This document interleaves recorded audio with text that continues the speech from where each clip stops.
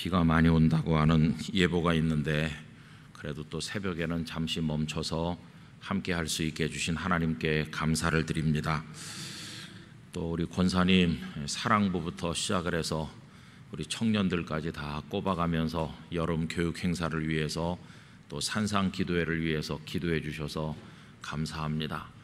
아마 늘 평소에 그렇게 기도하시지 않나 생각이 듭니다. 우리 은퇴하신 어르신들의 교회 사랑과 하나님께 올려드리는 기도 하나님이 다 들으셔서 또 받으셔서 우리 영락교회를 오늘까지 인도하신 줄로 믿고 감사를 드립니다. 오늘 읽은 시편 126편 말씀 그 앞에 몇 절을 얼마 전에 주일 낮예배 시간에 생각했던 바가 있습니다. 하나님께서 포로로 끌려가서 그 바벨론 땅에서 고통받고 있는 백성들을 돌아오게 하시는 이야기를 생각했었습니다. 페르시아의 왕인 고레스가 조서를 발표해서 유다 백성들은 다 예루살렘으로 돌아가서 너희 하나님을 위해서 무너진 성전을 재건하라.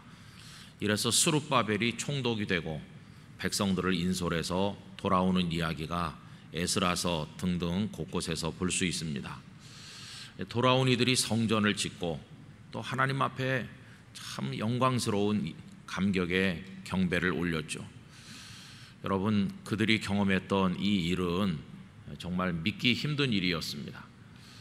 우리나라가 일제 억압에서 너무 오래 시달리다 보니까 민족의 정기가 다 꺾인 것처럼 그들도 비슷했습니다. 여러분, 우리나라도 처음에는 굉장히 강력하게 일본에 맞섰죠. 우리 한국교회도 보면 그렇습니다. 맨 처음에 선교사들이 1885년 언더우드와 아펜셀러를 필두로 해서 들어오시기 시작하셨어요. 근데 우리 한국교회는 좀 여러 가지 면으로 입장이 독특했습니다. 아프리카나 다른 동남아시아 나라들은 구미 여러 나라가 선교사를 보냈어요. 그런데 그 구미의 여러 나라가 그들을 또 식민지로 지배했어요. 그래서 그 나라들은 식민지로 점령하고 있는 그 백성들이 미국이군 미국, 프랑스, 영국 그런 사람들이 또 선교사를 보낸 거예요. 그러니까 지배를 받는 백성들 입장에서 보면 우리를 점령한 사람들이 우리 보고 예수님을 믿으라고 한다 이렇게 하니까 이게 받아들이기가 쉽지 않았어요. 왜냐하면 그렇게 예수님이 사랑이 많고 예수님을 믿어야 구원을 받는다고 한다면 당신들은 왜 우리를 점령해서 약탈하고 사람들을 죽이고 이렇게 하느냐, 이게 앞뒤가 안 맞지 않느냐, 이래서 저항이 굉장히 거셌습니다. 그래도 시간이 100년, 200년, 300년 식민 통치가 오래 가는 동안에 그 아프리카나 여러 나라가 기독교를 많이 받아들이기도 했어요. 그런데 나중에 어떻게 됐냐 하면은 우리를 지배했던 사람들이 전해준 그 종교 그건 다 버려야 된다. 이 민족주의가 일어나면서 기독교를 다 버리고 그들이 다른 데로 돌아가는 일들이 허다하게 일어나서 선교가 잘 된 줄로 알았더니 오히려 선교가 실패하는 그런 것들을 많이 보고 있습니다. 지배하면서 지배자가 힘으로 예수님을 믿으라고 하는 거, 이건 올바른 선교는 아니죠. 근데 우리나라는 그거와는 판이하게 다릅니다. 우리는 기독교 국가가 아닌 일본의 지배를 받았어요. 그리고 굉장히 서름 속에서 고통받고 있는데 선교사들이 오신 거잖아요. 근데 선교사들은 일본 편에 서서 우리를 억압하고 이렇게 한 게 아니라 그들은 오히려 일제에 의해서 눈물을 흘리는 우리의 눈물을 닦아주면서 우리 편에 서서 오히려 일제와 맞섰습니다. 선교사님들이. 그러니까 우리 국민들의 마음속에 선교사님은 우리 편이시다. 이분들은 우리 편이다. 우리를 도와주는 분들이다. 많은 선교사들이 일제에 의해서 쫓겨납니다. 그리고 이제 일제 말기 좀 가면 선교사들이 거의 다 쫓겨나고 선교사들이 세운 학교들이 문을 닫고 특별히 신사참배 문제 등으로 해서 이제 그런 일들이 많이 있고, 그래서 우리는 좀 독특해요. 그런데 우리를 위해서 눈물을 흘려주고 우리 편을 들어주는 그분들이 아무리 어려워도 예수님을 믿어라 이렇게 말해주니까 우리나라 백성들은 예수님을 많이 영접해서 우리 한국 교회 선교가 이렇게 뿌리내리게 된 데는 그런 특별한 배경이 있어요. 그러다 보니까 이제 언더우드 아펜셀로 이분들이 들어온 이후에 많은 뜻있는 이들이 교회로 왔습니다. 특별히 선교사님들은 그냥 예수님을 믿으라고만 한 게 아니죠. 이분들은 학교를 많이 세우셨잖아요. 그래서 교회 하나가 학교 하나를 세워야 된다 이런 운동도 하셨고, 많은 병원들을 세우셨고요. 길거리에 버려진 행렬병자들과 또 한센병 환자들을 품어 안고, 그래서 우리나라의 그 나병 병원들이 거의 다 선교사님들이 세우신 것들이에요. 이렇게 해서 감동을 주는 일들을 많이 하셨어요. 그 뜻있는 젊은이들이 교회 안으로 이제 밀려 들어왔는, 여러분들 너무나도 잘 알고 계시는 애국 지사들이 거의 대부분 다 기독교인이었습니다. 그래서 역사가 오랜 교회 가보면 예전에 정말 우리나라와 민족을 위해 헌신했던 분들이 다 그 교회 청년 출신이거나 뭐 그런 걸 많이 볼 수 있어요.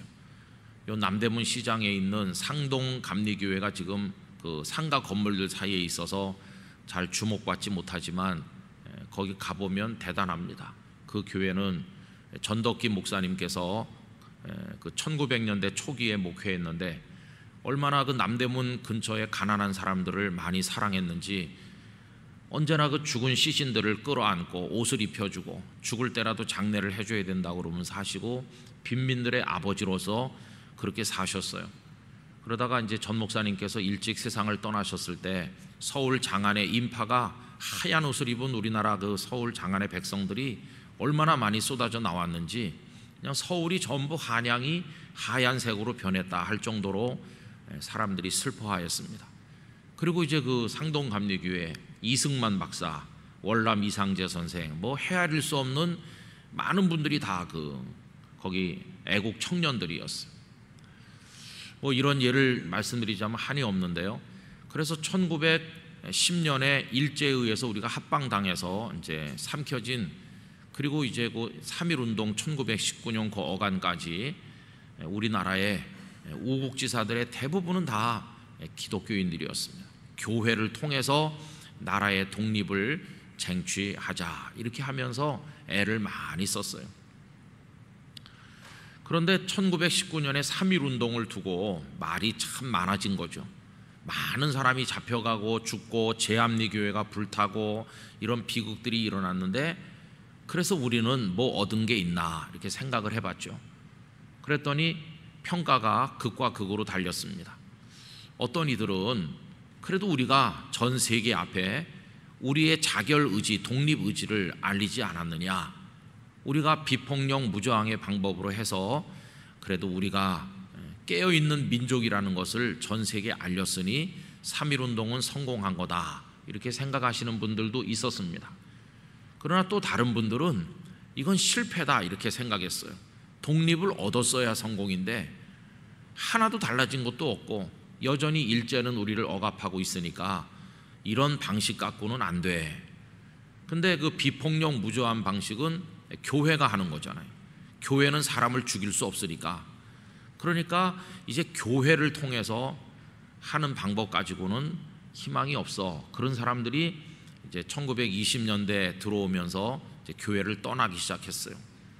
근데 참 불행하게도 교회를 떠난 이 사람들이 한편으로는 기독교 신앙을 가지고 있으면서도 이제는 손에 총을 들 수 있는 사람들하고 연결하려고 하는 거예요. 총을 들어서 싸워야 되겠다.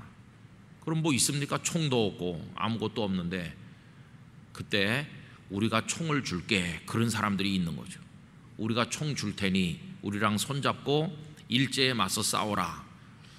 그래서 많은 아까운 사람들이 총 준다는 사람들하고 연결이 됐어요. 그 총 준다는 사람들이 누굴까요? 소련 공산당하고 중국 공산당이에요. 공산당들이 그런 젊은이들에게 우리가 무기를 대줄 테니까 일본과 싸워라. 그래서 벌써 김일성 이전에 많은 심지어 기독교인들 중에도 무장 봉기 투쟁을 하기 위해서 공산당과 연결된 사람들이 많이 생겨나게 됐어요. 그래서 이제 막 치열한 게릴라전도 하고 이제 그렇게 됐어요. 그러면 교회 안에서는 또 어떤 일이 있었냐 하면은 이제 그 게릴라전을 하면서 사람을 막 죽이면서 하는 건 우리 기독교인들이 할 수는 없는 방법이고, 그렇다고 뭐 길에 나가 만세 불러가지고 독립이 되는 것도 아니고, 이 세상은 이제 희망이 없구나, 이렇게 좌절을 느낀 분들이 또 많이 나타났어요. 여러분, 세상에 좌절하면 그 다음엔 어딜 바라볼까요? 그 다음엔 천국만 바라보는 거예요. 어서 빨리 이 괴로운 세상 끝나라, 빨리 끝나서 나는 천국에 가야 되겠어. 그래서 1920년대 중후반부터 1930년대 40년대 가면서 우리 한국 교회 안에 아주 뚜렷하게 나타난 신앙의 색깔이 뭐냐 하면은 내세지향적 신앙입니다. 이 세상은 이미 이룬 거고 희망이 없는 망할 세상이고 내 소망은 오직 천국밖에 없어. 그러면서 천국만 바라보는 거예요. 세상에 나가서 소금과 빛의 역할을 감당할 생각을 이제는 안 해요. 해봤자 안 된다고 포기했고 이제는 그냥 주님 부르실 날만 기다리는 거예요. 여러분, 그래서 그 우리나라 그 일제 뒷부분으로 가면 한국 교회 신앙이 개인주의화되고 나라나 사회에는 관심이 없고 그냥 나 혼자 잘 믿어서 죽어서 천국 가야 되겠다는 내세지향적 신비주의적 그런 쪽으로 막 그럽니다. 이 신비주의가 극단으로 가니까 거기서 이상한 사람들이 나타나갖고 그 뿌리에서 문선명도 나오고 전도관 박태선도 나오고 그 이단의 뿌리가 오늘까지 이어지는 거죠. JMS 뭐 이게 전부 다 이단의 계보가 이제 그런 극단적 신비주의로부터 뿌리 내리고 있습니다. 그 통일교에서 피가름 한다고 그러는데 그 피가름이 벌써 1940년대에 있었어요. 그렇게 되면서 우리나라 이제 목사님들도 설교를 하는데 우리가 세상에 빛이 되고 소금이 되어야 됩니다. 그런 설교보다는 예수 잘 믿고 천당 가자 이렇게만 하는 거예요. 세상은 희망이 없으니까. 그 대표적인 분이 최권능 목사님이죠. 최권능 목사님의 그 하면 떠오르는 게 뭡니까? 예수 천당이죠. 그 예수 천당이라는 메시지 속에는 예수 믿고 천당 가자지, 우리 그리스도인들이 열심히 세상을 위해서 노력해서 이 나라를 세우고 어떻게 해서든지 독립을 쟁취하자 이런 얘기는 없는 거예요. 그냥 예수 믿고 천당 가자. 길선주 목사님만 해도 부흥회를 하면 그 부흥회 본문이 거의 대부분 요한계시록이었어요. 요한계시록을 10,000번이나 읽으시고 다 통째로 외우시고 앞을 못 보시는 중에도 요한계시록 부흥회, 요한계시록은 천국을 얘기하니까 현실은 너무 괴롭지만 우린 천국을 바라보자. 이것도 이제 기독교가 건강한 기독교는 아닌 거죠. 천국만 바라보고 있는 기독교도 문제가 있어요. 이 땅에 사는 동안에 사명 감당하다 부르시면 천국을 가는 거지, 세상을 포기한 채로 내세만 지향하는 신앙도 이것도 건강한 신앙은 아니죠. 균형이 없잖아요. 어쨌든 이런 것들이 해방 이후에 이제 우리 한국 교회의 신앙과 여러 갈래로 연결되면서 이제 오늘날까지도 그런 계보가 남아 있는 거고 많은 변화를 겪고 있어요. 근데 그 만 35년이 지금 생각해 보면 긴 시간이었을까 짧은 시간이었을까 가늠하기 어려운데 그 속에서 실제로 사신 분들에게는 그 35년이 너무너무 길었겠죠. 여러분, 그때 분들의 수명이 그렇게 길지 못하고 평균 수명이 한 50세, 40세 그렇던 옛날인데 35년을 원수들에게 짓밟혀야 되는 거 생각해 보면 이 정말 희망이 없어 보이잖아요. 그래서 한 1920년대까지는 일제 맞서서 글도 쓰고 독립운동도 하고 만세운동도 하고 그랬던 많은 분들이 20년대 후반 30년대 오면서 다 좌절합니다. 좌절. 그래서 7일로 돌아서는 거예요. 이제는 받아들여야 된다. 독립은 요원하니까 그냥 일본 사람들의 말을 듣는 수밖에 없어. 그러면서 붓을 꺾은 사람들도 많고 지사의 삶 대신에 현실을 선택한 이들도 많이 나타났어요. 요즘에 와가지고 나중에 변절한 사람들 다 친일파다 이렇게 하니까 참 그것도 어렵죠. 왜냐하면은 그들의 인생의 전반부에는 생명 바쳐서 싸웠거든요. 근데 이제 끝자락에 이게 힘이 빠져가지고 잘못된 걸 이제 부각시켜서 다 친일파다 이렇게 단죄를 하니까 또 그것도 또 지나친 단죄인 경우도 있죠. 공은 공대로, 잘못은 잘못대로 이래야 되는데 그렇지 못한 게 너무 많아요. 여러분, 이게 우리나라 이제 이야기인데 성경에 자세히 나와 있지 않지만 그 유다 백성들이 바벨론에 가서 고통받은 거는, 그리고 돌아오게 되는 게 예레미야 선지자가 70년 만에 돌아온다. 우리의 꼭 2배예요. 우리의 꼭 2배. 2배를 그 고통을 받는다고 생각해 보세요. 그럼 많은 사람이 그 치하에서 태어나서 그 치하에서 죽겠죠. 단 한 번도 자기 나라에서 살아보지 못한 채로. 70년은 긴 세월이에요. 여러분, 저 아직 70살이 안 됐거든요. 70년이 이게 긴 시간이에요. 그 긴 시간 동안 얼마나 많은 좌절을 겪고 했을까. 그런데 어느 날 고레스 왕이 돌아가라고 그러니까 이게 믿어졌겠어요? 지난번에 주일날 생각한 것처럼 믿어지지 않는 거죠. 전혀 믿어지지 않아요. 그래서 이거는 하나님이 하신 일이에요. 우리나라가 해방된 것도 분석을 하자면 뭐 미국이 연합군을 만들어 갖고 일본을 이렇게 해가지고 마지막에는 원자탄을 터뜨리고 뭐 이래가지고 우린 또 우리대로 광복군을 조직해서 싸웠고 뭐 이렇게 얘기할 수 있는 게 있을지 모르지만 큰 눈으로 보면 하나님이 하신 것입니다. 하나님께서 하시지 않았더라면 있을 수 없는 기적이 우리 민족에게 축복으로 일어난 것이었어요.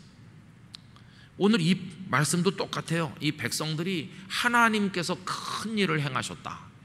여러분, 그 1절부터 말씀을 한번 쭉 보십시오. 4절까지가 그 얘기거든요.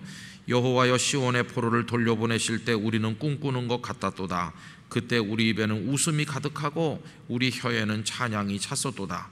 그때 문 나라 가운데서 말하기를 여호와께서 그들을 위하여 큰 일을 행하셨다 하였도다. 여호와께서 우리를 위하여 큰 일을 행하셨으니 우리는 기쁘도다. 여호와여, 우리의 포로를 남방 시내들 같이 돌려 보내소서. 여기 남방 시내들 같이 돌린다는 말은, 이 남방은 네게부 사막을 말합니다. 네게부 사막. 저 이스라엘 남쪽에 가장 큰 사막이 네게부 사막이죠. 바싹 마른 곳이에요. 그런데 그 네게부 사막에도 기적 같은 일이 가끔 일어나요. 그렇게 바싹 마른 사막에도 갑자기 잠깐 비가 올 때가 있어요. 비가 오면 바싹 마른 사막 그 한가운데로 물이 흐르는 거예요. 시냇물이 생겨가지고. 그러니까 이 남방 네게부에 물이 흐른다는 건 상상을 못하는 일인데, 하늘에 하나님께서 문을 여시고 비를 내리면 그 바싹 마른 사막에도 강이 흐른다. 이게 기적 아니고 뭡니까? 하나님이 하시는 일이죠. 바로 그 얘기를 하고 있는 겁니다. 하나님, 아무리 생각해도 우리 생각 가지고는 이게 될 수 없는 일인데 하나님께서 네게부 사막에 물이 흐르게 하시는 것처럼 우리에게 기적을 행하셔서 우리를 돌려보내셨는데 앞으로도 우리를 그렇게 붙드시옵소서 하는 기도라고 할 수가 있겠습니다. 그리고 나서 이제 뒤에 2절 말씀이 붙어 있는 거죠. 5절과 6절을 다시 한번 읽어보겠습니다. 눈물을 흘리며 씨를 뿌리는 자는 기쁨으로 거두리로다. 울며 씨를 뿌리러 나가는 자는 반드시 기쁨으로 그 곡식단을 가지고 돌아오리로다. 여러분, 이 5절과 6절은 좀 안 어울립니다. 그 1절 그 이하의 얘기와 앞의 얘기와 안 어울려요. 왜냐하면 앞의 이야기는 아니 우리가 어떻게 포로에서 놓여 돌아가게 된다. 이건 정말 하나님이 행하신 일이야. 이거 아닙니까? 그럼 하나님이 행하셨으니까 사람은요? 사람은 뭐 아무것도 한 게 없는 것 같잖아요. 그런데 5절과 6절은 사람에 관한 이야기를 하고 있어요. 여러분, 사람이 2가지를 하는 거죠. 첫째는 씨를 뿌린다. 두 번째는 또 뭘 합니까? 눈물을 흘린다. 아니 하나님께서 다 하시는 건데 우리 사람은 아무것도 안 해도 될 것 같은데 가만히 있기만 하면 어느 날 하나님께서 큰 일을 행하셔서 사막에 물이 흐르는 것처럼 하실 거 아닌가? 이렇게 생각이 드는데 여기 5절과 6절은 그게 아니라고 얘기하는 거예요. 하나님께서 큰 일을 행하시는 날이 올 때까지 너희도 할 일을 하라는 것이에요. 그게 뭐냐 하면 2가지죠. 씨를 심어라. 또 하나는 눈물을 흘려라. 여러분, 이 중에서 씨를 심는다는 말은 이해가 돼요. 씨를 심어야 뭐가 될 거 아니겠어요? 그러니까 우리 선배들이 일제치하에서도 계속 독립을 위해서 글을 쓰고 학교를 세워서 학생들을 가르치고 무지한 백성이 되지 말고 깨어있는 백성이 돼서 위생도 깨끗하게 하고 도박이나 마약이나 술, 담배 이런 거 하지 말고 돈을 모아서 나라의 빚을 갚고 뭐 이런 운동들 열심히 했잖아요. 농촌 계몽운동도 하고요. 이런 거 다 씨를 심는 거죠. 그렇게 하라는 거예요. 여러분, 예레미야 선지자도 씨를 부지런히 심으셨어요. 지금 나라가 점점 망해가요. 여호야긴이 잡혀갔고 그 다음에 시드기야가 왕이 됐는데 그가 마지막 왕이잖아요. 시드기야 11년 동안에 점점 나라는 쪼그라들고 바벨론 군대는 성을 포위하고 이제 뭐 성 안에 먹을 것도 다 떨어지고 이제 죽어가는 거죠. 그 예레미야도 웅덩이에 던져져서 갇힐 때도 있고 굶어 죽을 뻔했는데 누가 또 떡을 줘서 먹기도 하고 그렇게 고초가 심해요. 그리고 다 포기할 거 아닙니까? 그런데도 예레미야는 어떤 씨를 심느냐 하면 희망의 씨를 심는 거예요. 나라가 다 망해가는데 예레미야가 심은 희망의 씨앗이 뭐가 있습니까? 어느 날 하나님께서 아나돗에 있는 밭을 사라고 그 전에 말씀하시죠. 아니, 나라가 이제 곧 망할 건데 여러분, 나라 망할 때는 땅도 팔아서 금덩어리로 바꾸던지 그래야 될 판인데 땅을 산다는 건 뭡니까? 희망의 씨를 심는 거예요. 나라가 지금은 망하는 것 같지만 나중에 돌아와서 이 땅에 농사 지을 날이 올 줄로 믿습니다. 땅 사두면 될 줄로 믿습니다. 그럼 땅을 사라는 게 희망을 선포하는 거죠. 그래서 어떤 분이 세상이 어지러울수록 성경 말씀대로 자기는 땅을 산다. 아나돗에 땅을 산 예레미야처럼 아마 그분 땅값이 올라서 복을 받았다고 그럴지도 몰라요. 이렇게 예레미야는 계속 희망의 씨를 뿌렸어요. 그러면서 백성들에게 뭐라고 말합니까? 아까도 말씀드린 것처럼 70년 지나면 우리 돌아옵니다 이렇게 말하거든요. 그것이 또 씨를 심는 거예요. 그러면서 백성들에게 나라가 멸망할지라도 포기하지 말고 바벨론 땅에 가서도 포기하지 말아라. 바벨론 땅에 가서도 결혼을 해서 애를 낳고 거기서도 농사를 열심히 짓고 거기서도 포기하지 말고 열심히 인생을 살아라. 왜? 그래야 그 다음이 있을 거니까. 그래서 예레미야는 어려운 상황을 통과하면서도 씨를 계속 심었어요. 저는 우리 영락교회 성도들 앞으로 남은 인생을 살아가실 때 우리의 생에 아무리 암흑기가 오고 힘든 때가 오고 개인적으로 절망의 때가 온다고 할지라도 여러분, 희망의 씨를 심는 일을 포기하시지 않기를 바랍니다. 하나님, 우리가 그 씨를 심기를 원하시는 거거든요. 계속 씨를 심어야 돼요. 지금 한국 교회가 위축되고 여러 가지 어려움이 있지만 우린 나가서 복음의 씨를 열심히 심어야 됩니다. 그럴수록 계속 심어야 돼요. 아니, 싹이 나지도 않는데 나지도 않아도 계속 심어야 되는 거죠. 우리가 해야 될 일을 열심히 해야 되는 거예요. 그러면서 씨만 심어가지고 되나? 하나가 더 필요하잖아요. 눈물을 흘려야 되는 거죠. 눈물이 왜 필요합니까? 여러분, 씨를 심으면 물을 줘야 되잖아요. 근데 여기 씨를 심고 물을 주려고 하는데 물이 없으니까 그 사막에 네게브 사막 같은데 거기 물을, 액체를 줄 수 있는 건 눈물밖에 없는 거예요. 바싹 마른 땅에 씨앗 하나를 심고 그 위에 눈물을 떨어뜨려서 이 싹이 나기를 기다리는 애처로운 심정을 한번 상상해 보십시오. 그러면서 기다리는 것이에요. 하나님께서 싹이 나게 하실 그날을. 그 다음은 하나님 하시는 거죠. 기적의 날이 오기를 기다리는 거죠. 그래서 예레미야도 그 말씀들을, 나라가 망할 거라는 말씀, 그러나 포기하지 말라는 말씀, 다시 돌아올 거라는 말씀, 이걸 선포하면서 얼마나 많이 울었는지. 예레미야 애가 눈물의 이야기 아닙니까? 저도 오늘 새벽에 일찍 일어나서 예레미야 애가를 한번 읽어봤어요. 여러분, 얼마나 그 예레미야 애가 속에 가슴 아픈 얘기들이 많은지 그래도 포기하지 않고 있다는 걸 알 수 있어요. 예를 들어서 예레미야 애가 3장 19절에서 26절은 고통과 함께 희망을 얘기하고 있습니다. 내 고초와 재난 곧 쑥과 담즙을 기억하소서. 내 마음이 그것을 기억하고 내가 낙심이 되오나 이것을 내가 내 마음에 담아두었더니 그것이 오히려 나의 소망이 되었사오문. 여러분, 재난, 고통, 쑥과 담즙같이 쓰디 쓴 거, 너무나 힘든 거, 생각하고 싶지도 않은 거, 그러나 그거를 가슴에 가만히 품고 있었더니 그게 변해가지고 소망이 되었습니다. 다 무너지는 데서 소망을 보는 거예요. 그 다음에 계속 읽어보면요, 여호와의 인자와 긍휼이 무궁하심으로 우리가 진멸되지 아니함이니이다. 다 망했는데, 다 잡혀갔는데도 예레미야는 우리가 진멸된 게 아니라는 거예요. 나중에 돌아올 거라는 거죠. 이것들이 아침마다 새로우니 주의 성실하심이 크시도소이다. 여러분, 이 상황이 되면 하나님 우리를 버렸다 이를 판인데, 예레미야는 주의 성실하심이 크시다고 하나님을 향한 그걸 포기하지 않고 있잖아요. 내 심령에 이르기를 여호와는 나의 기업이시니 그러므로 내가 그를 바라리라 하도다. 기다리는 자들에게나 구하는 영혼들에게 여호와는 선하시도다. 사람이 여호와의 구원을 바라고 잠잠히 기다림이 좋도다. 여호와의 구원을 바라고 잠잠히 기다리는 그 시간, 희망의 씨를 계속 심으면서 거기 눈물로 적시면서 그렇게 하나님을 기다리는 거죠. 그게 70년 지나니까 고레스 왕이 돌아가라, 가서 성전을 재건해라.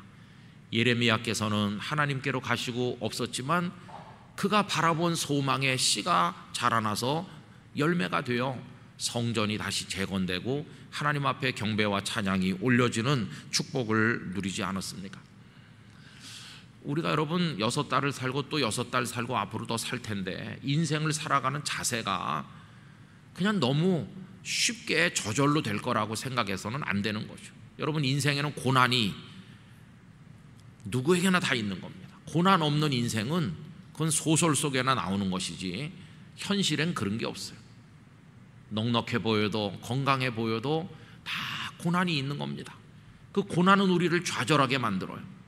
그리고 처음엔 좀 버텨보다 나중엔 변절자가 되게 해요. 힘이 빠지게 만들고, 그때가 진짜 위기입니다. 망하는 게 위기가 아니라 망할 때 같이 주저앉는 게 위기입니다. 망하더라도 씨를 심는 힘이 있는 사람은 아직 망한 게 아닙니다. 저는 우리 영락교회 성도들이 포기하시지 않기를 바라요. 어려운 분들 많으신 줄 아는데 그 속에서도 하나님을 향한 희망의 씨를 심으시고, 그리고 눈물로 적시면서 하나님 앞에 나가시게 되기를 바라는 것입니다. 그렇게 하면 어떻게 된다고 말씀하냐 하면 기쁨으로 단을 거둘 것이다. 어느 날 하나님께서 손을 쓰시는 그날, 하나님의 능력의 날이 올 때 기쁨으로 단을 거둘 것이라고 이야기하는 것이죠. 여러분, 너무 쉽게 고난도 없이 눈물도 없이 씨를 심은 것 같지도 않은데 막 저절로 된다, 그거는 오히려 더 위험할 때도 있습니다. 제가 어떤 목사님의 책을 읽었는데 그 목사님이 어렸을 때부터 머리가 좋았던 것 같아요. 가정은 어려웠는데 어려운 가정에서 힘들게 학교에 들어가는 거잖아요. 근데 들어가기만 하면 계속 1등 하는 거예요. 중고등학교 때도 계속 1등. 그러다가 이제 형편이 어려워서 또 뭐 제때 못 갔지만 뒤늦게 진학을 했는데 대학에서도 전교 1등. 그리고 신대원도 그냥 전부 수석, 장학금 다 받고 그런 분이었어요. 그러니까 가슴 속에 어렵지만 나는 훌륭하다 이런 생각이 딱 생기면서 어느 교회 가서 전도사를 하는데, 전도사 애들 3명 있는데 부임을 했는데 금방 100명이 넘는 거예요. 그리고 또 성경 공부를 인도하는데 다른 교육자가 인도하는 반에는 배우시는 성도가 10명밖에 안 되는데 당신 반에는 막 70명씩 와갖고 앉을 자리가 없고 그런 거예요. 야, 이렇게 잘 되는구나. 눈물 없이 잘 되는 거죠. 눈물 없이 잘 되는 건 큰 위기죠. 그래서 이분이 이제 가슴이 이만해졌어요. 야, 이러고 있을 게 아니라 내가 나가서 개척을 하면 금방 뭐가 되겠다. 그래서 그분은 개척을 시도했어요. 개척하면서 하나님 앞에 드린 기도는 5년 안에 여의도 순복음교회만큼 되게 해주세요. 이렇게 하면서 시작했다고 그래요. 5년 안에 어떻게 됐을까요? 쪽박 찼습니다. IMF가 왔고, 그리고 이제 그 뭐 많이 벌려놨는데 하나도 제대로 맞아 떨어지는 게 없으면서 완전히 손 다 털고 성도들 다 뿔뿔이 흩어 교회가 이제 없어졌어요. 교회가. 그리고 나서 그분이 드디어 눈물을 흘리기 시작하는 거예요. 벌써 흘렸어야 될 눈물을 안 흘리고 승승장구하다가 이제 그때부터 눈물을 흘리는 시간을 하나님이 주시는 거예요. 아무데도 오라는 교회도 없고 갈 데도 없고 1년 넘게 그냥 가만히 방에 틀어 앉아서 내가 왜 이렇게 됐을까. 물론 그 시간은 허송하진 않았고 기도를 하나님 앞에 드리는데, 여러분, 성도의 눈물은 다른 말로 바꾸면 기도입니다. 기도. 참 어려운 시간이죠. 그분이 깨달은 게 뭐냐 하면 눈물 없이 거두는 건 쭉정이뿐이다. 추수는 했는데 까보면 다 쭉정이라는 거예요. 눈물이 있어야 그 단이 충실한 이삭이 된다는 것입니다. 그래서 여러분, 너무 쉽게 예수 믿고 너무 쉽게 복받고 너무 쉽게 그냥 형통하고 너무 쉽게 되더라, 그거는 참 영적으로 위험한 거죠. 저는 그래서 오늘 새벽에 여러분들에게 여러분 그냥 다 잘 될 거예요 이렇게 말씀드리지 못해서 아쉽습니다. 오히려 오늘 말씀대로 여러분들께 드리는 말씀은 하나님이 요구하는 눈물을 하나님 앞에 흘리시기를 바랍니다. 눈물을 흘리는 걸 부끄러워하지 말아야 되고, 그걸 나쁘게 생각하지 말아야 되고, 이 눈물이 나를 하나님과 연결되게 해준다는 것을 우리는 알아야 되는 거죠. 제가 종종 말씀드렸던 이중표 목사님도 그분 정말 승승장구했거든요. 그래서 신대원 졸업하고 나가자마자 저 깡시골에 가서 5개 교회를 목회하는데, 그 주일날 가서 예배만 드려주는데도 교회가 막 이렇게 부흥하고 소문이 났어요, 그 교단 안에서. 그러니까 서울에 있는 어느 교회가 그 깡시골에 그분을 모셔왔어요.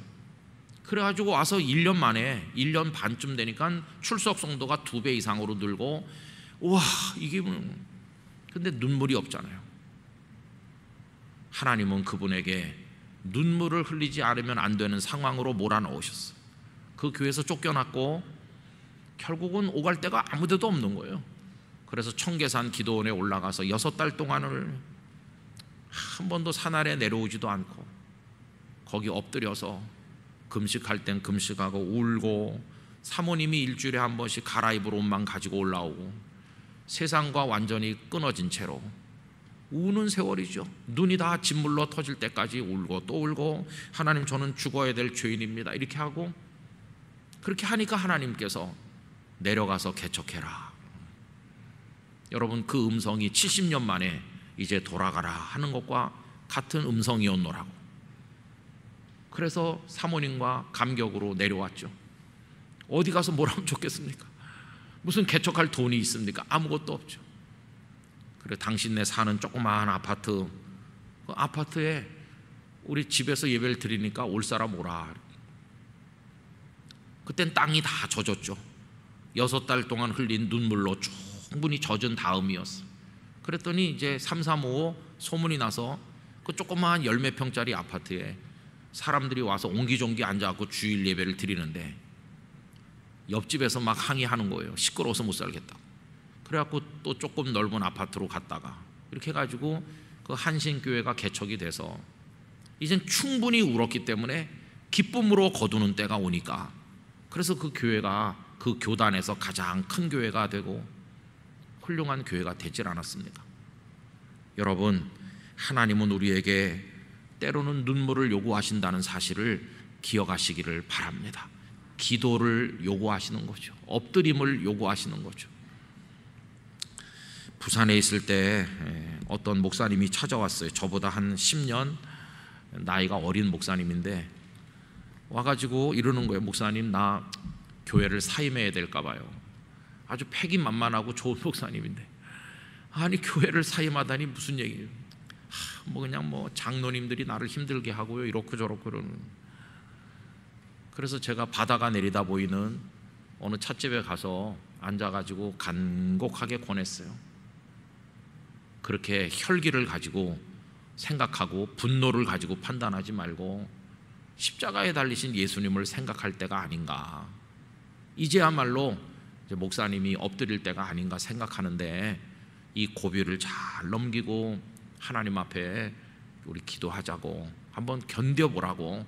견디는 게 뛰쳐나가는 것보다 훨씬 어렵게 보이지만, 뛰쳐나가는 건 순간의 승리지만 견디는 건 영원한 승리가 아니겠나. 그래서 견뎌보자. 이렇게 그래가지고 이제 그 목사님이 참 어렵게 그 눈물을 흘리는 시간을 통과해. 근데 지금은요 너무너무 행복한 목사님이 됐어요. 그래서 저는 이번에 성전에 올라가는 노래들을 쭉 읽으면서 이 126편을 읽어야 되겠다고 생각한 게, 우리 한국교회 성도들이 기대하는 복은요 그냥 나는 눈물 한 방울 안 흘리고 씨 하나를 안 신고 그냥 막 저절로 쏟아져 내리기를 다 원해요. 그래서 다 만나 내리기를 하늘만 바라보고 있죠. 그런데 하나님께서 만나를 영원히 주셨습니까? 아닙니다. 그들이 씨를 심을 수 있는 곳에 간 다음부터는 딱 끊으셨어요. 가나안에 들어가니까 이제는 씨 심을 때가 됐잖아, 씨를 심어라. 이제는 만나가 안 내리는 거예요. 하늘을 아무리 봐도 안 돼. 그 다음엔 땅을 보고 씨를 심어야 돼. 씨를 심고 때로는 가뭄이 오면 눈물을 흘리면서 물을 퍼다가 또 물을 주고 이러면서 기다리면 기쁨으로 단을 거두는 것이죠. 우리 영락의 성도들께서 하늘만 봐도 만나가 쏟아지는 복을 받기를 저도 많이 원하지만, 여러분 씨도 심고 눈물도 흘리고 그렇게 하시기를 바랍니다. 하나님 왜 70년이 빨리 차지 않는 것일까요? 그건 저한테 따지지 마시고 하나님께 물어보시기 바랍니다. 그러나 저는 믿습니다. 누구에게나 70년이 차는 날이 분명히 있습니다. 그때까지 기도의 분량을 채우고 눈물을 흘릴 만큼 흘리고 하나님 앞에 씨를 심고 절망 속에서도 하나님께 대한 소망을 바라보면서 우리 하반기에도 남은 인생도 그렇게 살아가게 되기를 간절히 기원합니다. 힘내시기를 바랍니다. 여러분, 아니 울어야 된다 그러면서 무슨 힘을 내? 힘내서 우시기 바랍니다. 힘내서 엎드리고 그렇게 하는 거예요. 성령님께서 마치 십자가를 앞둔 예수님을 겟세마네에서 돕는 것처럼, 그 땀방울이 핏방울 될 때까지 기도하도록 성령님께서 예수님을 돕는 것처럼 우리도 끝까지 눈물을 흘리며 믿음의 승리를 거두도록 성령님께서 우리를 도우실 줄로 믿습니다. 기도하겠습니다. 하나님 아버지, 우리나라도 이스라엘 민족의 역사도 눈물을 흘려야 될 많은 시간이 있었습니다. 그 시간 동안 견디고 소망의 씨를 심고 눈물 흘린 민족은 하나님의 복을 받고 그 개인도 그 교회도 승리를 거두었음을 저희들은 알고 있습니다. 소망의 씨를 심기를 포기하고 눈물을 흘리는 힘이 없고 다 포기했을 때 아무것도 없습니다. 주여, 저희들로 하여금 하나님을 향하여 소망을 가지게 하시고 흘려야 될 눈물의 분량을 채우고 기도의 분량을 채우게 하여 주시옵소서. 오늘 어려움 당하는 영락의 성도들이 많이 있습니다. 지금이 어떤 때인가를 생각하고 기도하면서 하나님의 시간을 바라보게 하여 주옵소서. 오늘도 좋은 날을 주신 하나님, 장마 비가 많이 온다고 하는데 피해가 없게 하시고 우리 성도들의 오가는 발걸음에 은혜와 평강을 더하여 주시옵소서. 순간순간 말씀으로 저희들을 권면하시고 은혜로 충만하게 채워 주시옵시고, 오늘도 사무실에서 가정에서 흩어져 있는 곳곳에서 예수님과 동행하게 하여 주시옵소서. 이제는 주 예수 그리스도의 은혜와 하나님 아버지의 사랑과 성령님의 교통하심이 씨도 심고 눈물의 분량도 채우며 하나님 앞에 엎드리는 삶을 끝까지 성령 안에 살아가도록 도와주시기를 바라는, 그래서 그렇게 살기를 원하는 모든 성도님들과 우리 교회 가운데 영원토록 함께 하시기를 축원하옵나이다. 아멘.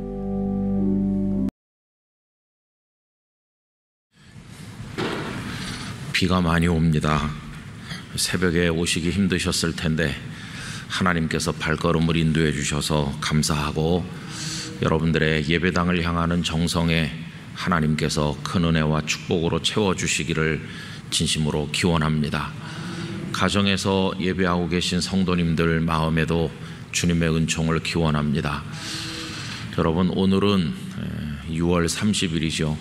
6달을 마무리하는 날인데, 하나님께서 어려운 일이 없었던 건 아니지만 매일 아침 이스라엘 백성들에게 만나를 내리는 것처럼 나에게 은혜의 만나를 주셨고 여기까지 먹고 입고 살아오도록 도우셔서 감사합니다 하는 마음을 우리가 가지기를 원합니다. 의례적인 감사가 아니라 진심으로 하나님 앞에 감사해야만 되겠습니다. 요즘에 우리 사회 이목을 집중시켰던 한 일가족이 자동차에 탄 채로 바다에 들어가서 스스로 목숨을 끊음으로써 그 가정의 비극을 우리가 다 목도하고 있는데, 여러분, 이 세상은 얼마나 살기가 어렵고 힘든 곳인지 말할 수 없어요. 그 가정이 경제적으로 어려웠다는 것을 우리가 짐작할 수 있지만은, 사실은 경제적 어려움 때문에 그렇게 됐다기보다는 하나님을 알지 못하는 것입니다. 하나님의 은혜를 알았더라면 그보다 더 어려운 상황에서도 이길 수 있었을 텐데, 그 가정은 인생의 밤을 극복하지 못했구나 하는 생각을 하게 되고 너무나 마음이 많이 아팠습니다. 그런데 하나님께서 우리들이 무엇이 간데 사랑하셔서 전능하신 아버지 하나님을 알게 하시고 하나님의 은혜를 기억하며 여기까지 살게 하셨는지, 정말 우린 특별한 하나님의 사랑을 받은 사람들입니다. 하나님께 진심으로 감사하고 찬송해야 될 줄로 믿습니다. 또 오늘 새벽에 일찍 깨서 곰곰이 생각을 해보니까 이 밤을 보내기 힘든 사람이 얼마나 많을까. 여러분, 열이 펄펄 나고 병원 응급실이나 중환자실에서 이 밤이 지나기를 기다리는 환자들이 얼마나 많겠어요. 그런데 우리는 맑은 정신으로 깨어 일어나서 하나님의 집에 올 수 있었으니까 얼마나 감사합니까. 또 비가 많이 내리더라고요. 새벽에 우리 성도님들이 오시기 힘들겠다, 그렇게 생각을 했습니다. 여러분, 바깥이 축축하고 비가 많이 오지만 집에 들어가면은 보송보송하고 아늑하고 그런 느낌을 아시죠? 바깥 세상이 그럴지라도 우리 성도님들의 영혼은 하나님의 은혜로 언제나 쾌적하고 감사하고 따뜻하고 기쁨이 충만하시기를 기원합니다. 이제 또 6월이 가고 이제 내일부터 새로운 7월을 맞이하게 될 텐데, 좀 매일같이 늘 반복되는 일상이지만 하나님 말씀을 읽으시고 또 경건한 기도를 드리시고, 그리고 하나님의 뜻을 묵상하면서 조금 더 착하게, 조금 더 주님의 뜻을 준행하는 사람으로 살아가기 위한 작은 변화를 시도하면서 성령님의 인도를 받게 되기를 간절히 원합니다. 하반기가 된다고 무슨 갑자기 대단한 일이 일어나지는 않겠지만은 그 일상 속에서 서서히 무르익어가고 성숙해가고 하나님을 기쁘시게 하는 삶을 우리가 만들어 가는 것입니다. 성령님께서 힘들 때마다 능력을 주시고 우리 성도님들로 하여금 찬미하며 걸어가도록 은혜 주시기를 간절히 기원합니다. 이번 새벽 기도회를 위해서 비가 저렇게 오는데도 바깥에 서서 안내해 주시는 분들 정말 감사드리고, 또 주방에 봉사하는 분들에게 감사를 드립니다. 주방을 많이 애용해 주시기를 부탁드립니다.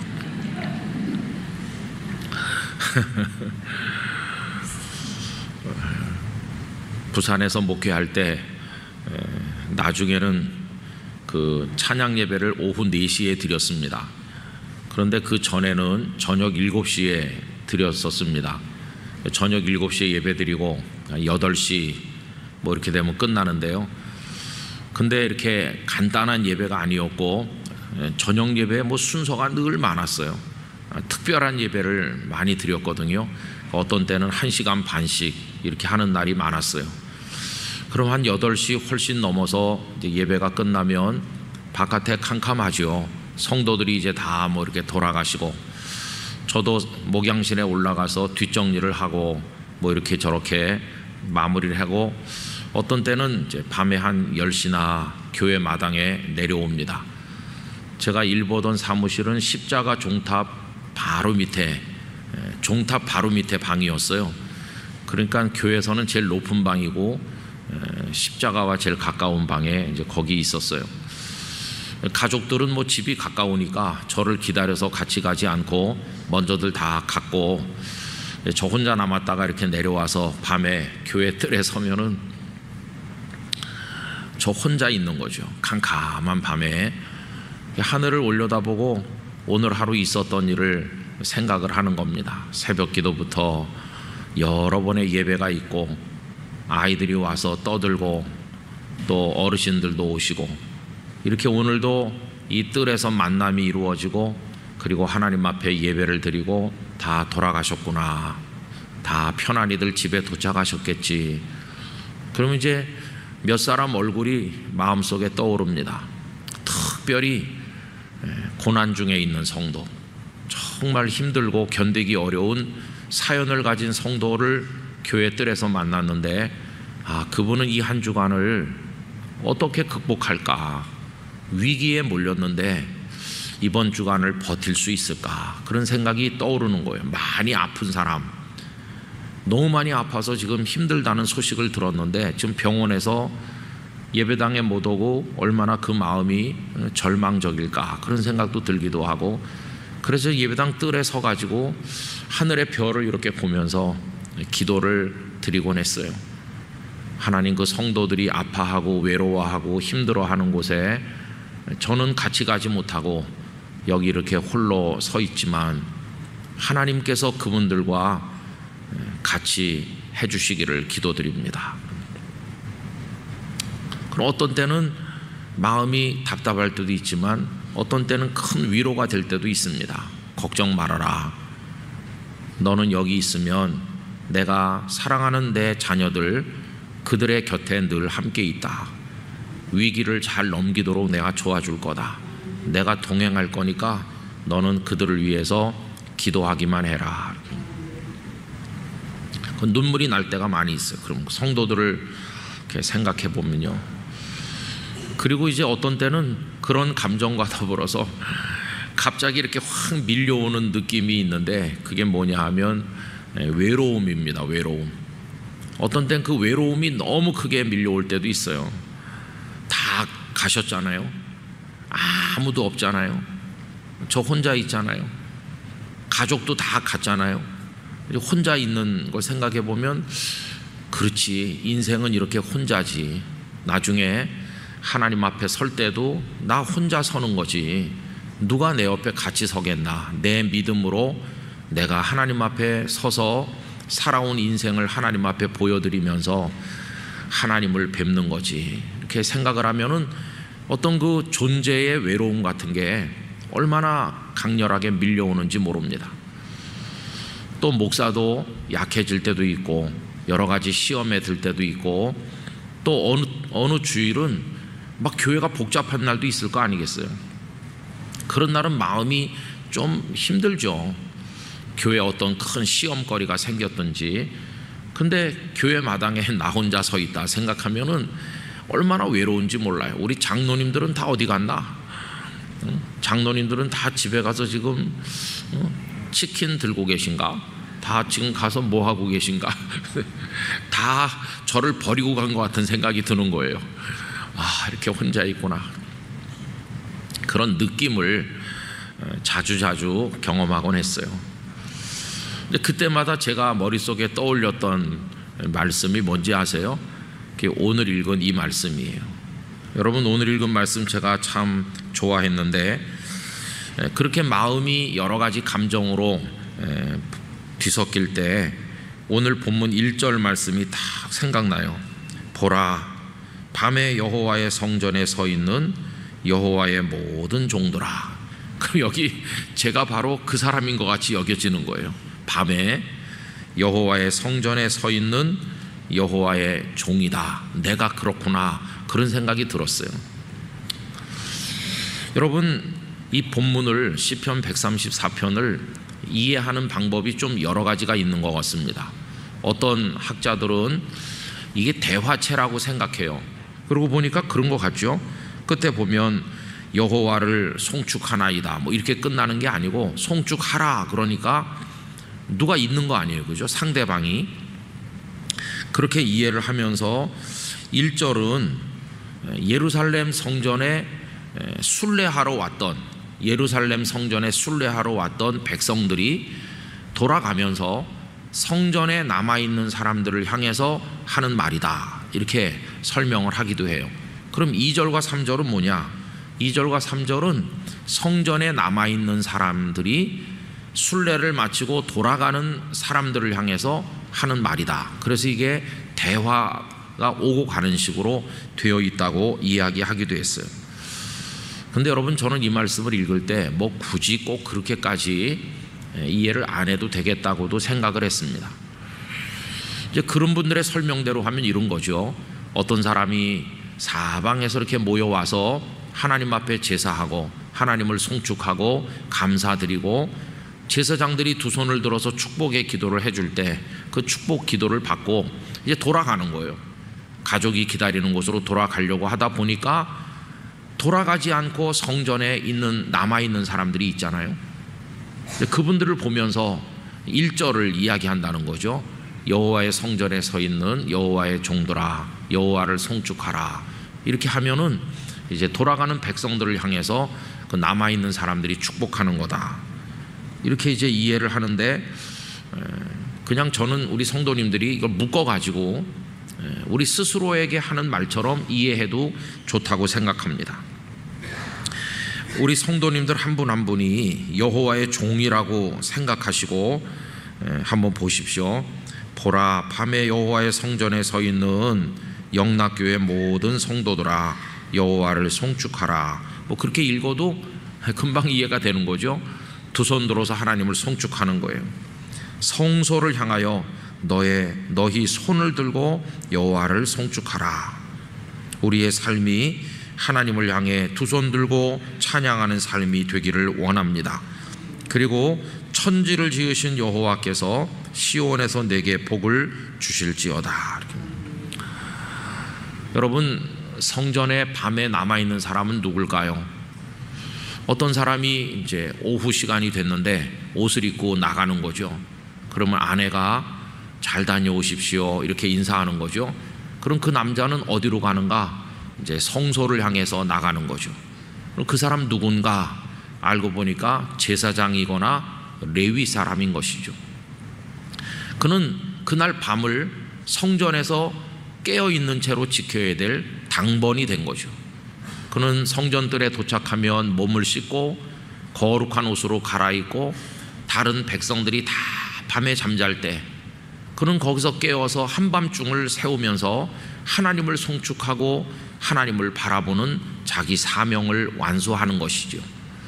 여러분, 성경 여러 군데 보면 제사장과 레위인이 밤중에도 하나님을 찬송하고 밤중에도 깨어 있었다는 걸 알 수 있습니다. 예를 들면 아론에게, 대제사장 아론에게 이렇게 말씀했습니다. 레위기 24장 3절, 아론은 회막안 증거계 휘장 밖에서 저녁부터 아침까지니까 밤 아닙니까? 한밤중에 여호와 앞에 항상 등잔불을 정리할지니 이는 너희 대대로 지킬 영원한 규례라. 그러니까 그 후손 대대로 제사장들이 한밤중에 하나님의 성소를 지키는 거죠. 등잔불을 관리하면서. 또 그런가 하면 역대상 9장 33절, 또 찬송하는 자가 있으니 곧 레위 우두머리라. 그들은 골방에 거주하면서 주야로 자기 직분에 전념함으로. 이 찬양을 맡은 레위 사람들이 있었는데 이들은 골방에 그 처소가 있어가지고 거기서 한밤중에도 찬송하는 거예요. 그러니까 다양하게 밤에도 하나님의 성소에 깨어있는 사람들이 있었다는 것을 알게 됩니다. 여러분, 저는 우리가 이 말씀을 읽으면서 밤이라고 하는 단어에 집중했으면 합니다. 밤은 어떤 시간인가요? 밤은 모두가 자는 시간이죠. 그런데 이분들은 깨어있죠. 또 밤은 욕망의 시간이잖아요. 온갖 음모가 자행되고 먹고 마시고 즐기는 게 밤인데 이들은 가장 경건하고 가장 거룩하게 하나님께 자신을 드리고 있는 거 아닙니까?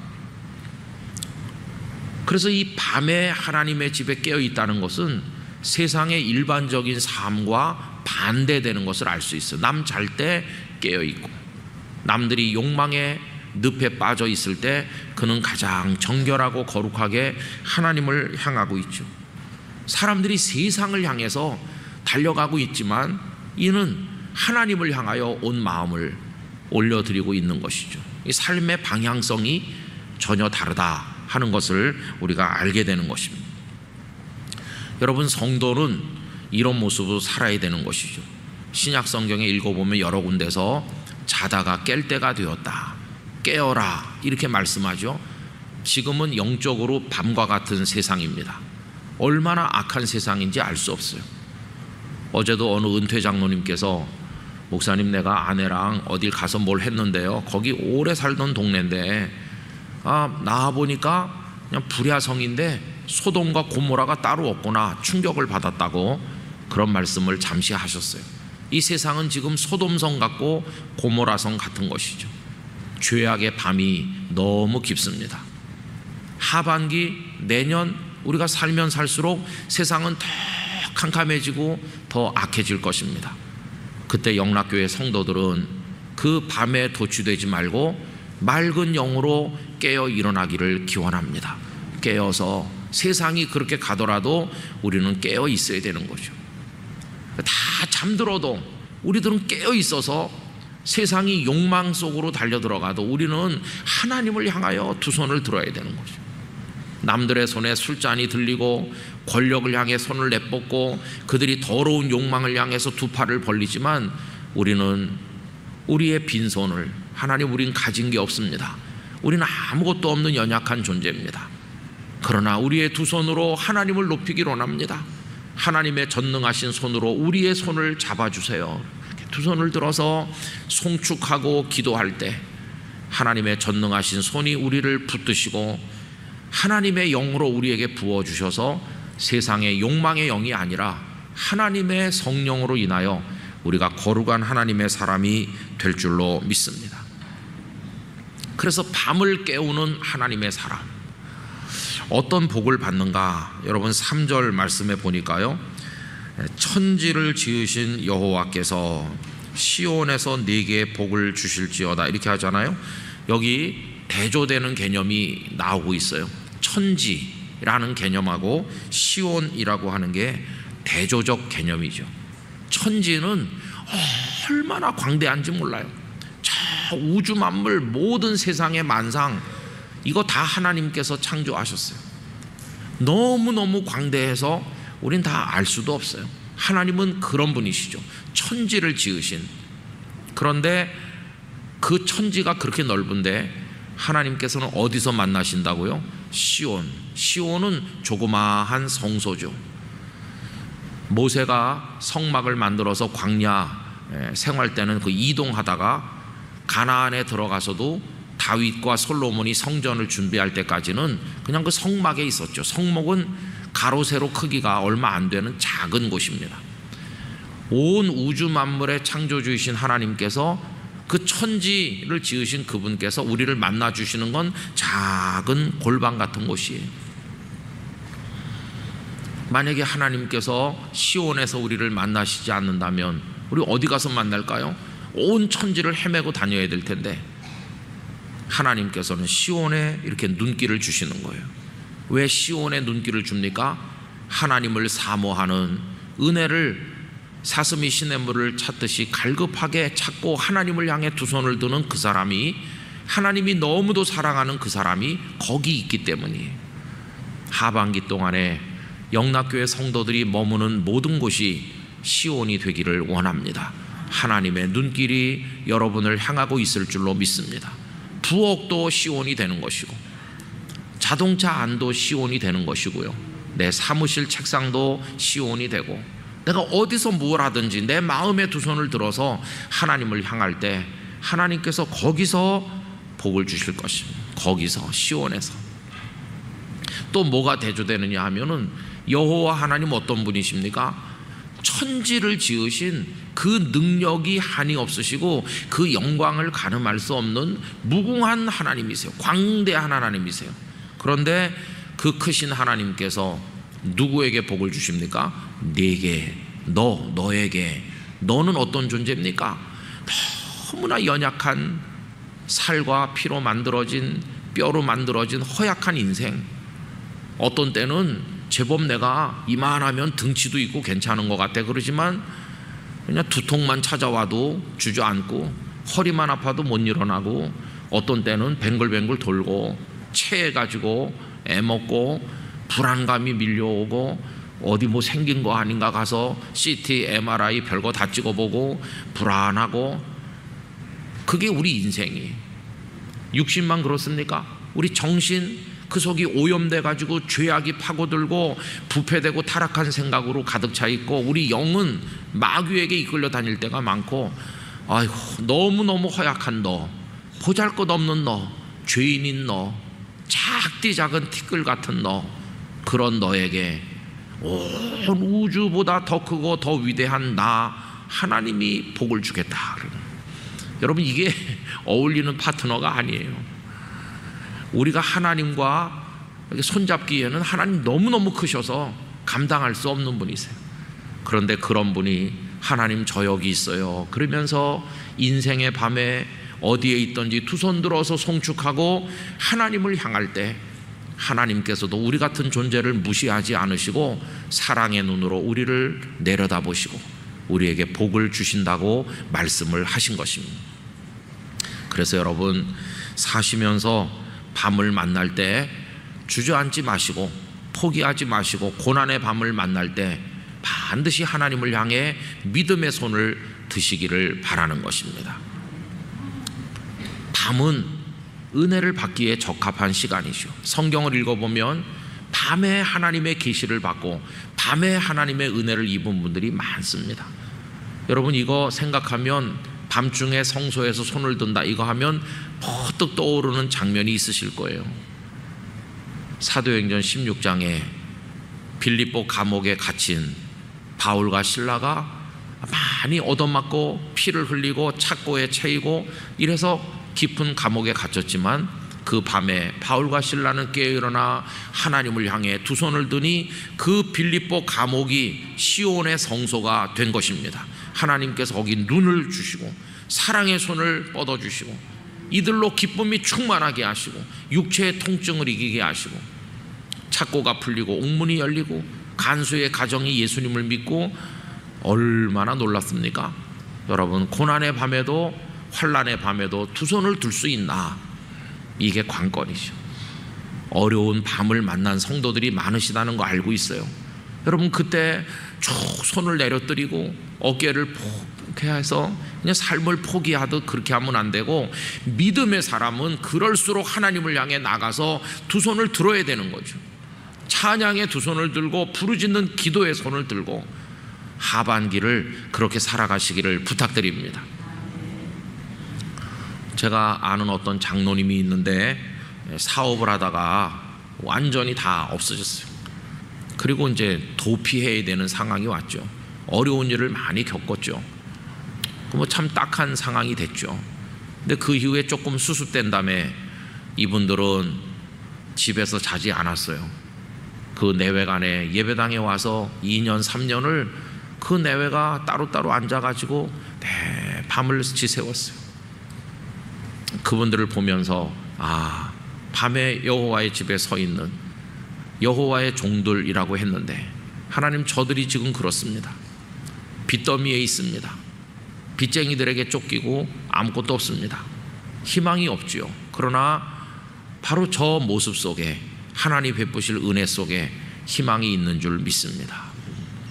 그 이후에 하나님께서 가느다란 빛을 비추시고 그게 다 극복이 돼서 지금은 너무나 편안한 말년을 보내고 있는 것을 알고 있습니다.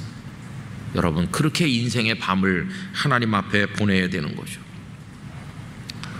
제가 저 진해에 있는 어느 교회 가서 오랫동안, 오래전에 부흥회를 했어요. 그 교회 부흥회를 3번이나 했는데, 한 번은 그 앞에 원로 목사님이 계실 때 저를 오라고 그래서 갔고, 한 번은 또 진해 기독교 연합 집회를 그 교회에서 하기 때문에 또 갔고, 그 후에는 새로 부임해 오신 목사님이 저를 오라고 그래서 또 갔고, 이렇게 갔습니다. 근데 그 새로 부임한 목사님이 저보다 한참 후배거든요. 진짜 깜짝 놀랐어요. 부임해 온 지가 몇 년 됐는데, 그 교회 장로님들이 하시는 말씀이, 목사님, 이번에 오신 우리 목사님은요, 우리가 감당하기 어려워요. 왜 그래요? 성격이 좀 특이합니까? 왜 감당하기 어려워요? 그랬더니 집회를 안 가요. 집회를. 그러면 집회를 안 간다는 게 무슨 말입니까? 목사님이 부임한 그날부터 몇 년 동안을 하룻밤도 집에서 주무신 적이 없대.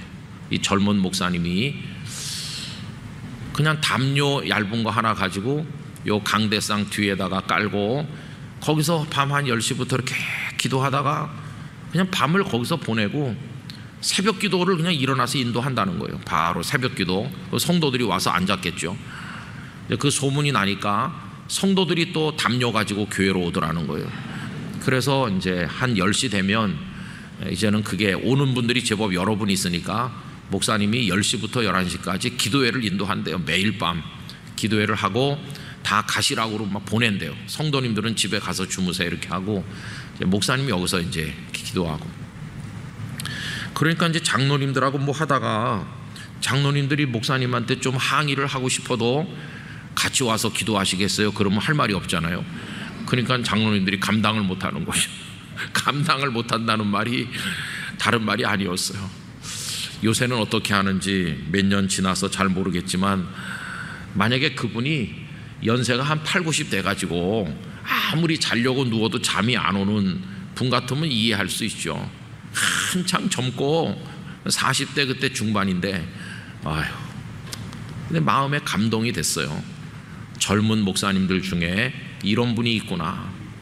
여기서 잠을 잘 때 베델의 야곱에게 나타나신 하나님께서 매일 밤 그 목사님을 어루만지시지 않겠나.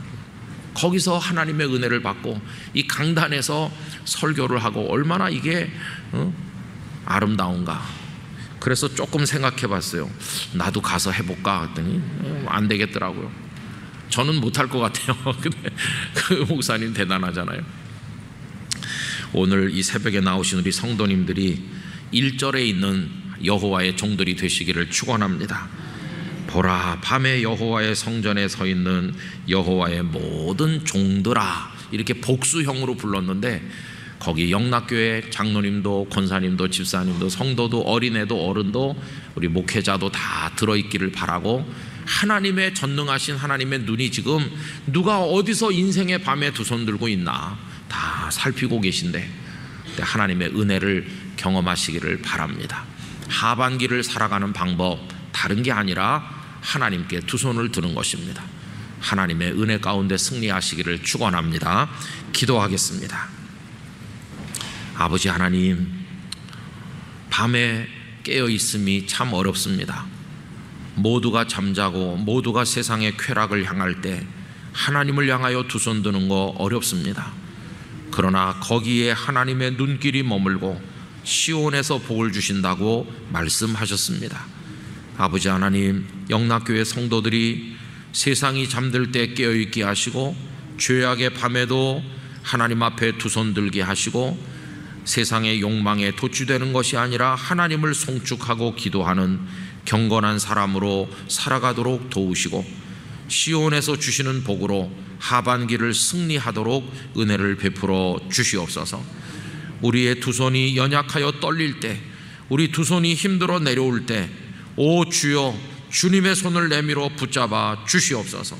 강하게 하여 주시기를 원합니다. 하반기를 이런 모습으로 승리하며 살아가도록 은혜 위에 은혜를 더하여 주시옵소서.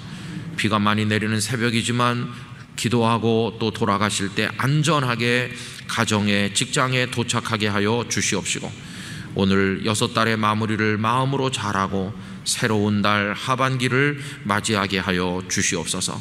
한 분 한 분의 눈물의 기도에 응답하여 주시옵시고, 이 시간 병원 중환자실에서 여러 가지 어려운 문제로 고심하고 있는 성도들을, 우리 영락의 가족들을 주님께서 치료하시고 붙드시고 회복시켜 주시옵소서. 하나님의 영으로 충만케 채워 주시옵소서. 이제는 우리의 구주이신 예수 그리스도의 은혜와 생명과 복의 근원이신 아버지 하나님의 사랑과 언제나 저희의 두 손을 붙드시고 인도해 가시는 성령님의 역사하심이 이 새벽에 하나님을 향해 마음의 두 손을 드는 모든 성도들에게 영원토록 함께 하시기를 축원하옵나이다. 아멘.